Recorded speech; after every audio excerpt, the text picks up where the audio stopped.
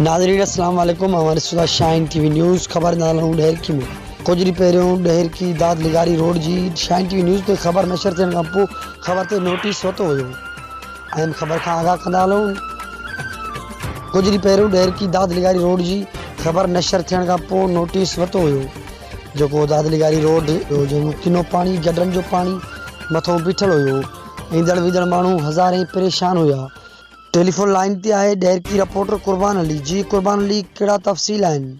ॾेरकी जे मसरूफ़ तरीन वारे इलाइक़े जी दाद रोड ते नालियुनि जो गंदो पाणी समुंड जी ॾेख ॾियण लॻो हो। स्कूल ॿारड़ा तौरे अस्पतालनि ॾांहुं इलाज लाइ ईंदड़ मरीज़ नालियुनि जे गंदे पाणी मंझां क्रॉस करे दुआ कराइण लाइ अस्पतालनि जो रुख़ करे वरितो हो। कुझु ॾींहं अॻु असां शाइन टीवी न्यूज़ ते ख़बर नशर कई हुई ऐं उन ते नोटिस वरितो वियो। बड़ी महिरबानी कुर्बान अली तफ़सील ॾियण जी।